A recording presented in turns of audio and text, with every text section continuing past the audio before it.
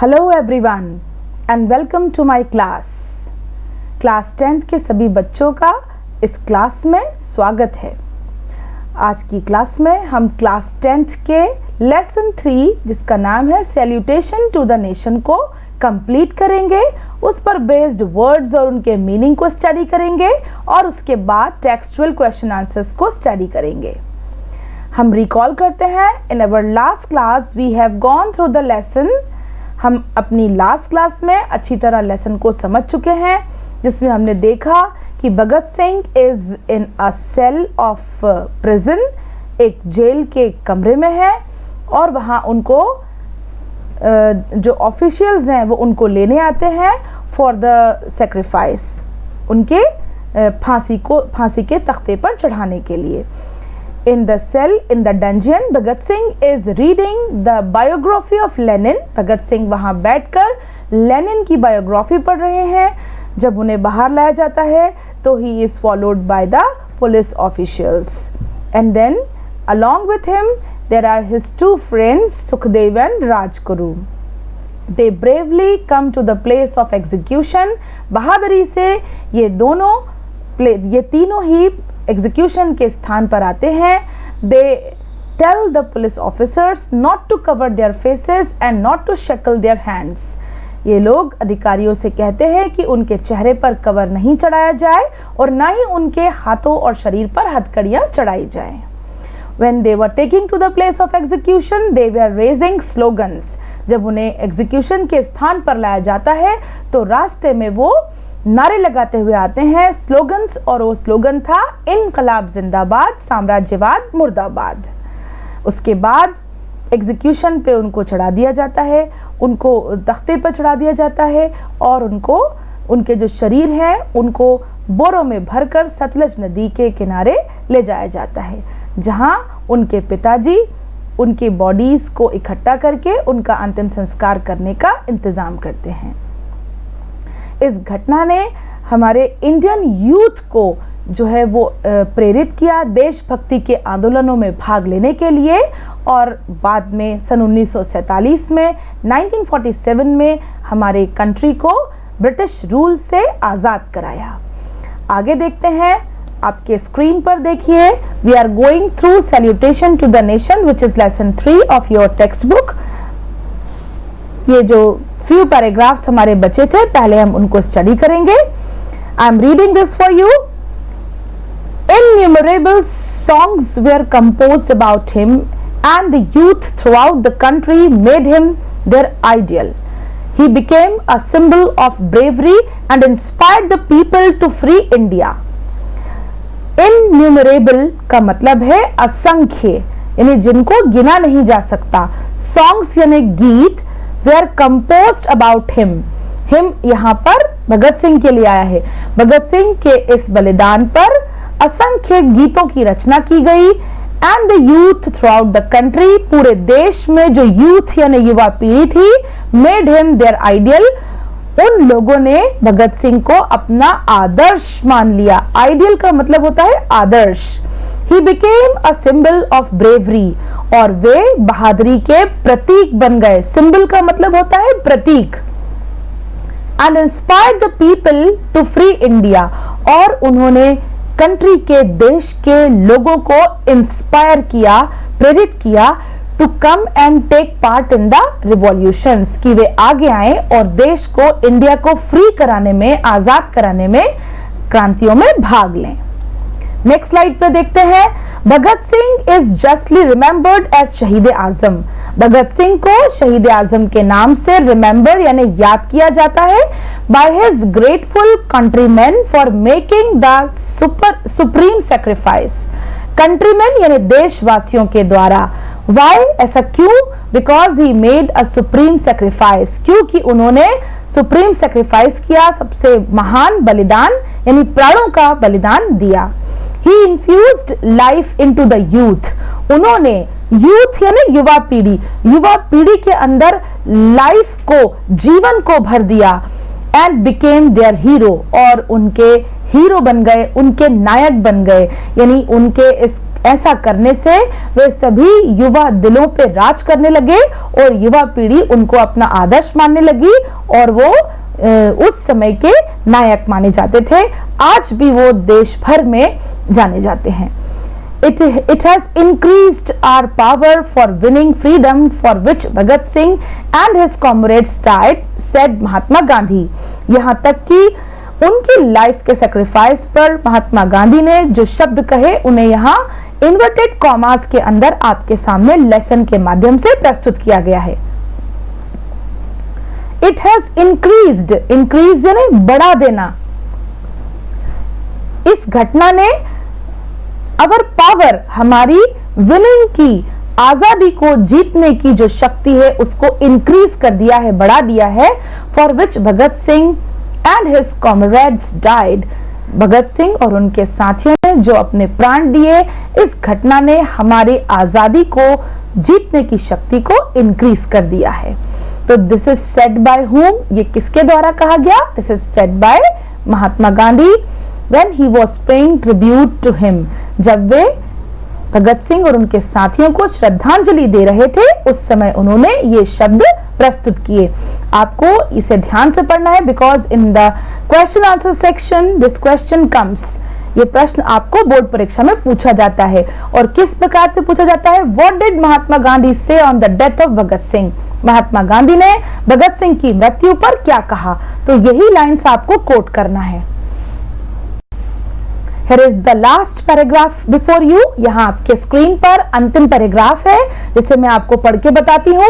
Their magnificent courage and sacrifice has been an inspiration to the youth of India, said Pandit Jawaharlal Nehru, the then president of the Indian National Congress, in his tribute. उनको श्रद्धांजलि देते समय पंडित जवाहरलाल नेहरू, जो कि उस समय Indian national Congress के president थे, मुखिया थे, उन्होंने कहा, देखिए इन्वर्टेड कॉमास में लिखा गया है, क्या कहा?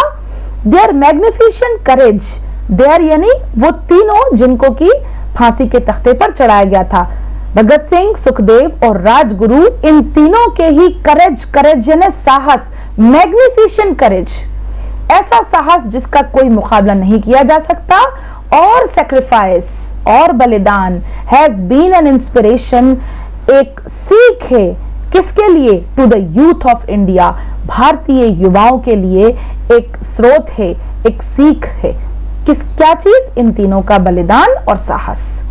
ऐसा पंडित नेहरू ने उनको श्रद्धांजलि देते हुए, उनको ट्रिब्यूट देते हुए कहा। These valiant young men died so that India may live. देखिए कितनी अच्छी बात से उन्होंने अपनी श्रद्धांजलि को पूर्ण किया। These valiant young men died.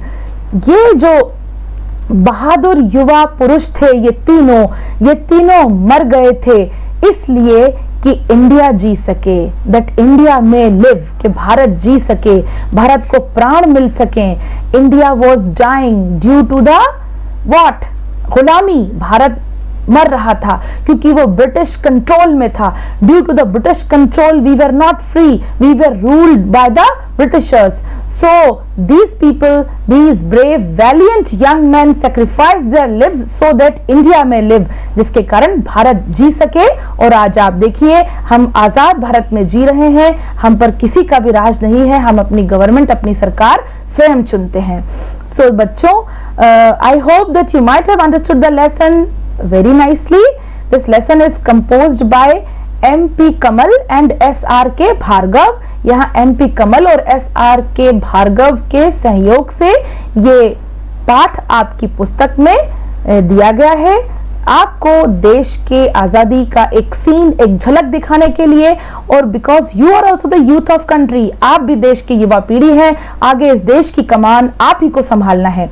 तो यदि भी जब भी हमें देश के लिए हमको बुलाया जाए तो हमें किसी भी चीज के बिना सोचे हुए देश के लिए अपने आप को तैयार रखना है, अपनी सेवाओं को देश के लिए समर्पित कर देना है। तो this was very inspiring for all of us. मुझे उम्मीद है कि आप सभी को इससे एक लेसन मिला होगा, एक सीख मिली होगी। आगे चलते हैं। You can see in this picture how bravely these three revolutionaries embraced death. इन तीनों बहादुर वैलियंट रिवॉल्यूशनरीज ने डेथ को, मृत्यु को अपने गले लगा लिया. Here in this picture you can see Mahatma Gandhi attending a meeting. यहाँ पर महात्मा गांधी एक huge large group को attend कर रहे हैं. And now in front of you there are few words and their meanings. आपके सामने salutation to the nation के difficult words और उनके meaning हैं. मैंने आपको इनको लेसन को एक्सप्लेन करते समय भी समझाया है, but now you have to note down in your notebook. आपको इन्हें अपनी नोटबुक में नोट करते हुए इनके अर्थ लिखना है और फिर इनको याद करना है. टू इम्प्रूव योर इंग्लिश, अपनी इंग्लिश को सुधारने के लिए, either I am talking about writing और स्पीकिंग, लिखने की बात हो या बोलने की बात हो, जब आपके शब्दकोश में वर्ड्स ज्यादा होंगे you will be able to speak properly and write properly. आप अच्छी तरह लिखने और बोलने में कैपेबल हो पाएंगे, समर्थ हो पाएंगे. तो बच्चों, in each and every lesson I am giving you difficult words and their meaning. You have to write them down first and then you have to memorise. आपको इनको लिखने के साथ ही याद भी करना है और याद करके उनको अपने सेंटेंसेस में, अपने ओन लैंग्वेज में उनको यूज करना है. Now I am reading this for you. Dungeon, dungeon का अर्थ होता है a dark underground room used as a prison, यानी जेल का तहखाना जिसमें हम कैदियों को रखते हैं, that is called dungeon. Then hurl, hurl का मतलब होता है to throw in the air, किसी चीज को हवा में उड़ाना, जोर से फेंकना. Next word is jovial. Jovial का मतलब है वेरी चेयरफुल एंड फ्रेंडली, बहुत ही हंसमुख और मित्रतापूर्ण. Next word is reluctant. reluctant means hesitating before doing something. किसी चीज को करने में हिचकिचाना या कोई कार्य करने में इच्छा न रखना, that is called reluctant. Next word is untoward. untoward means unusual and unexpected and usually unpleasant. अप्रत्याशित, दुर्भाग्यपूर्ण, that is called untoward. Next word is gallows. गैलोज मतलब होता है stretcher on which people or criminals are killed by hanging. तख्ता, ऐसा तख्ता जिस पे खड़े होकर कैदी या मुजरिम को, जो क्रिमिनल है उनको फांसी पे चढ़ाया जाता है. फांसी देने की लकड़ी या तख्ता या ढांचा. Next word is embrace. Embrace का मतलब होता है गले लगाना. To put your arms around somebody as a sign of love. जब हम किसी को सराहते हैं तो हम उसको गले लगाते हैं. That word in English is called embrace. यहाँ पर भगत सिंह, सुखदेव और राजगुरु ने डेथ को एम्ब्रेस किया था. These three revolutionaries embrace death happily. Next word is delirious. Delirious means in an excited state, अत्यंत उत्तेजित व प्रसन्न, उत्सुकतापूर्ण. नेक्स्ट वर्ड इज बज. बज का अर्थ होता है टू मूव स्लाइटली, धीरे से चलना. Next word is treacherous. Treacherous means that can not be trusted, ऐसी चीज जो कि अविश्वसनीय हो. Next word is sack. Their bodies were kept in the sack. Sack यानी होता है एक बोरा या बोरी, जूट का बना हुआ होता है, कपास का या जूट का, जिसमें हम सामान रखते हैं. That is called sack. Next word is flock. Flock means होता है झुंड. यहाँ पर फ्लॉक वर्ड आया था ह्यूज क्राउड के लिए. ह्यूज क्राउड यानी बड़ी संख्या में भीड़ या लोगों का इकट्ठा होना. To go or gather together somewhere in large numbers, व्यक्तियों का बहुत बड़ा झुंड, that is called flock. Next word is shred. Shred का मतलब होता है a small thin piece that has been torn or cut from something. Shred करना यानी किसी चीज के टुकड़े करना, किसी कपड़े के या किसी वस्तु के, that is called shred, shredding. So these were the words and their meanings. Now we will focus on the question A. Answer the following questions in 1 or 2 sentences. दिए गए प्रश्नों के उत्तर 1 या 2 वाक्यों में दीजिए. The first question is before you. पहला प्रश्न आपके सामने है. बेटा, लेसन को इतनी अच्छी तरह स्टडी करना है कि जब आपसे क्वेश्चंस पूछे जाएं तो आंसर आपके टिप पे हो. Tip of the tongue you can answer the questions. जैसे first question is on your screen, who is known as Shaheed Azam? In the lesson for whom this word is used, किसके लिए इस शब्द का प्रयोग किया गया है? Bhagat Singh is known as Shaheed Azam. किसने अपने प्राण दिए? कौन अव्वल दर्जे पे है, फर्स्ट पोजीशन पे है शहीद होने के? That is Bhagat Singh. So in place of who, WHO, who के स्थान पे आपको नाम लिखना है Bhagat Singh, and rest you can copy from the question. बाकी का उत्तर आप प्रश्न में से देखकर वैसे के वैसा ही लिख देंगे। While writing questions answers, you have to follow the punctuation marks. प्रश्न उत्तर लिखते समय आपको punctuation marks का ध्यान रखना है। Punctuations क्या होते हैं बच्चों? किसी भी भाषा को सही बोलने और लिखने के लिए कुछ नियम बनाए जाते हैं, उन नियमों का पालन करने को ही हम punctuation कहते हैं। यहाँ अंग्रेजी का नियम है कि वाक्य को प्रारंभ करते समय we begin it with the capital letter। पहला शब्द कैपिटल होता है, तो देखिए यहाँ W और यहाँ भगत सिंह का B कैपिटल है। जब प्रश्न का अंत होता है तो क्वेश्चन मार्क लगाना जरूरी है। You can see here, and when you will end your answer you will put a full stop. जब आप उत्तर का अंत करेंगे तो फुल स्टॉप से उसको पूरा करेंगे। These are called punctuation marks. एक और बात, जब भी प्रश्न या उत्तर में प्रॉपर नाउन का उपयोग किया जाए, प्रॉपर नाउन यानी व्यक्तिवाचक संज्ञा का, तो नियम है कि व्यक्तिवाचक संज्ञा हमेशा कैपिटल लेटर से मेंशन की जाती है, तो उसको कैपिटल लेटर से ही लिखना है। जैसे यहाँ पे शहीद आजम, उनको ये उपाधि दी गई है, तो शहीद का S और आजम का A कैपिटल बनेगा। भगत सिंह प्रॉपर नाउन है, व्यक्तिवाचक संज्ञा है, तो भगत सिंह का B और सिंह का S कैपिटल लेटर से लिखा जाएगा। अगले प्रश्नों में भी आपको इन बातों को ध्यानपूर्वक लिखना है। Next question is, name 3 patriots who sacrificed their lives for the freedom of motherland same day at Lahore. Name 3 patriots. Very simple question.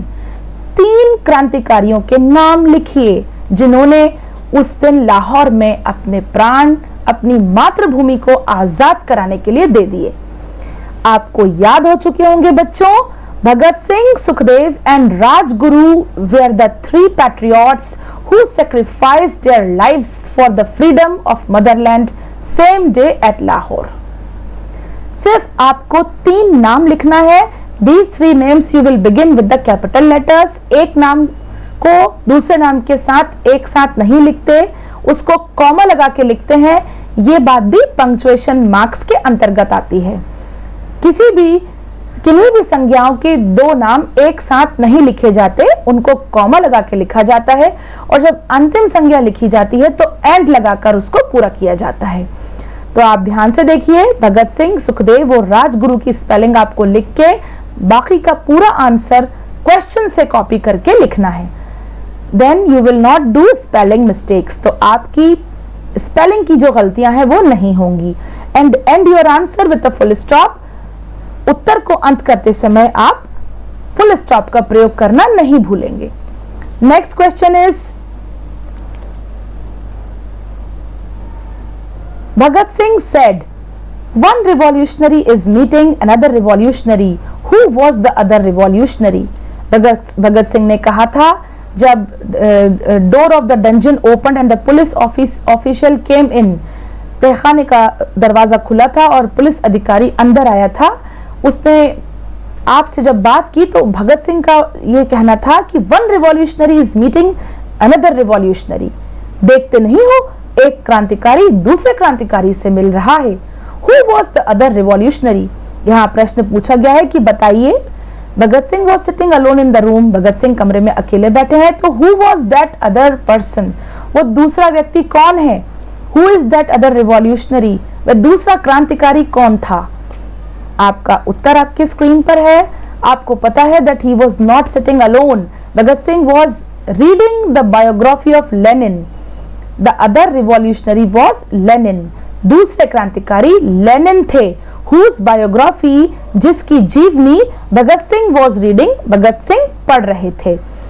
तो क्योंकि लेनिन ने भी क्रांतियों में भाग लिया और अपने देश को आजाद कराने के लिए अपने लाइफ को कुर्बान कर दिया, इसी प्रकार भगत सिंह भी अपने देश की आजादी की लड़ाई लड़ रहे थे।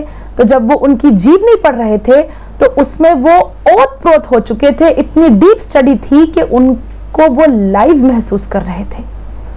तो उन्होंने जेल ऑफिसर से कहा that one revolutionary is meeting another revolutionary. Next question is on your screen. What slogans were raised by the three revolutionaries? What slogans, कौन से नारे इन तीन क्रांतिकारियों द्वारा रेज यानी लगाए गए थे? Your answer is the three revolutionaries raised the slogan इनकलाब जिंदाबाद साम्राज्यवाद मुर्दाबाद। इन तीन क्रांतिकारियों ने स्लोगन यानी नारे लगाए। कौन से नारे लगाए? इनकलाब जिंदाबाद साम्राज्यवाद मुर्दाबाद। सभी बच्चों को यह नारा याद है। आज भी हम जब देशभक्ति के गीत गाते हैं या नाटिकाएं करते हैं तो हम इसका उपयोग करते हैं। What you will remember? क्या बात का आपको ध्यान रखना है? That this is a slogan, ये एक नारा है। When you will write it, you will use capital letters. आप कैपिटल लेटर्स का उपयोग करेंगे इसको लिखते समय। आई, इनकलाब का आई, जिंदाबाद का जेड, साम्राज्यवाद का एस और मुर्दाबाद का M. First thing you will remember and then second thing is you will write this under the commas. आप इनको कॉमास में लिखेंगे and finally you will end your answer with the full stop. आप इसका अंत फुल स्टॉप लगाकर करेंगे। Next question, how did Mahatma Gandhi and Pandit Nehru pay tribute to शहीद आजम? महात्मा गांधी और पंडित नेहरू ने शहीद आजम यानी भगत सिंह को ट्रिब्यूट कहते हैं श्रद्धांजलि और पे यानी देना। किस प्रकार श्रद्धांजलि अर्पित की? Mahatma Gandhi in his tribute to Bhagat Singh said, Mahatma Gandhi ने अपनी ट्रिब्यूट यानी श्रद्धांजलि में कहा, it has increased our power for winning freedom for which Bhagat Singh and his comrades died. Bhagat Singh और उनके साथियों ने जिसके लिए अपने प्राण दे दिए, इस घटना ने हमारी फ्रीडम आजादी प्राप्त करने की शक्ति को इंक्रीज कर दिया है, बढ़ा दिया है। इंक्रीज करना यानी बढ़ाना। पंडित नेहरू सेड, पंडित जवाहरलाल नेहरू ने कहा, their magnificent courage and sacrifice has been an inspiration to the youth of India. इन क्रांतिकारियों के मैग्निफिसेंट करेज, मैग्निफिसेंट साहस, करेज यानी साहस, एंड सैक्रिफाइस और बलिदान ने हैज बीन एन इंस्पिरेशन, क्या है ये? इंडिया की यूथ के लिए, इंडिया की युवा पीढ़ी के लिए एक इंस्पिरेशन है, एक सीख है। इंस्पिरेशन लेना यानी प्रेरणा लेना। तो इनका बलिदान हम भारतीय युवा पीढ़ी के लिए प्रेरणादायक है, ऐसा पंडित नेहरू ने श्रद्धांजलि देते हुए कहा। Next question is on your screen which is under the column B. B column के अंतर्गत जो प्रश्न पूछे जाते हैं वो होते हैं long answers, answer in 3 or 4 sentences. First question I am reading for you. What did the three revolutionaries do while going towards the place of execution? What did the three revolutionaries do? तीनों revolutionaries ने, क्रांतिकारियों ने क्या किया while going towards the place of execution? Execution के स्थान पे ले जाते समय। आपका आंसर देखिए, the three revolutionaries sang patriotic songs and moved towards the place of execution steadily and stood boldly. तीनों क्रांतिकारियों ने, पैट्रियोटिक का अर्थ होता है देशभक्ति और सॉन्ग्स यानी गीत, देशभक्ति के गीत गाए एंड मूव्ड टुवर्ड्स और एग्जीक्यूशन के फांसी के तख्ते के स्थान पर जाकर खड़े हो गए। स्टूड यानी खड़े हो गए, और खड़े कैसे हुए? रोते हुए नहीं, दे स्टूड बोल्डली, बहादुरी के साथ खड़े हो गए। दे रेज्ड द स्लोगन्स यानी देशभक्ति के गीत तो गाए ही, साथ में नारे लगाए। कौन से नारे? इनकलाब जिंदाबाद साम्राज्यवाद मुर्दाबाद। Now the next question is on your screen. What did Mahatma Gandhi say on the death of Bhagat Singh? Bhagat Singh की मृत्यु पर महात्मा गांधी ने क्या कहा? शॉर्ट आंसर्स के अंतर्गत इसी प्रश्न को ट्रिब्यूट, यहाँ पे ट्रिब्यूट शब्द के साथ पूछा गया है। How did Mahatma Gandhi pay tribute on the death of Bhagat Singh? आपको कंफ्यूज नहीं होना है, जब ट्रिब्यूट शब्द के साथ पूछा जाए तो भी आपको यही उत्तर लिखना है, क्योंकि उनके द्वारा कहे गए शब्द एक ही हैं। उसको आपको यहाँ जब डेथ करके पूछा जाए, what did Mahatma Gandhi say on the death of Bhagat Singh, तो भी आपको वही उत्तर लिखना है। I am reading the answer for you. Mahatma Gandhi on the death of Bhagat Singh said, महात्मा गांधी ने भगत सिंह की मृत्यु पर कहा, it has increased our power of winning freedom for which Bhagat Singh and his comrades died. भगत सिंह और उनके साथियों की मृत्यु ने हमारे फ्रीडम, आजादी जीतने की पावर को, शक्ति को इंक्रीज कर दिया है, हमारे अंदर जोश भर दिया है, हम युवा पीढ़ी को इंस्पायर कर दिया है। तो बच्चों, आपने बहुत अच्छी तरह आज के बताए हुए प्रश्नों के उत्तर और शब्दों के अर्थ सुने और देखे और समझे। आज की जो कक्षा में आपको काम दिया गया है, आप उसको डेट डालकर नोटबुक में नोट करेंगे, वर्ड्स और उनके मीनिंग लिखेंगे, then you will try to memorise them, learn them. आप उन शब्दों के अर्थ को याद भी करेंगे। उसके बाद आप ए और बी कॉलम के अंतर्गत शॉर्ट आंसर्स और लॉन्ग आंसर्स को अपनी नोटबुक में लिखेंगे। लिखने के बाद आप उनका फोटो खींचकर आपके स्कूल के डीजी लैब के ग्रुप्स में शेयर करेंगे। Then your subject experts will check your copies. आपके विषय शिक्षक उनको चेक करके आपको गाइड करेंगे, आपका मार्गदर्शन करेंगे। And if you have any doubt, यदि आपको कोई शंका है, आप सब्जेक्ट टीचर्स के साथ आपकी शंकाओं को क्लियर कर सकते हैं व्हाट्सएप ग्रुप्स के माध्यम से। आशा करती हूँ कि आज जो आपको लेसन पढ़ाया गया और जो टेक्सचुअल क्वेश्चन आंसर्स और वर्ड्स मीनिंग समझाए गए, आपको अच्छी तरह समझ में आए होंगे।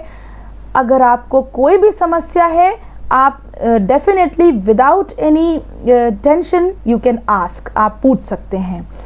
अगली क्लास के लिए आपको लेसन 4 को रीड करके रखना है, प्री रीडिंग आपको करके रखना है। टेक्स्ट बुक्स आपको स्कूल में लाइब्रेरी से प्राप्त हो चुकी हैं। लेसन 3 पूरा करने के बाद आप लेसन 4 को सेल्फ रीडिंग के माध्यम से एक बार रीड करके रखेंगे। Then I will read it for you, I will give you the instructions how to complete the lessons. आज की क्लास को हम यहीं समाप्त करते हैं। अगली क्लास में आपसे फिर मुलाकात होगी। जब तक के लिए गुड बाय।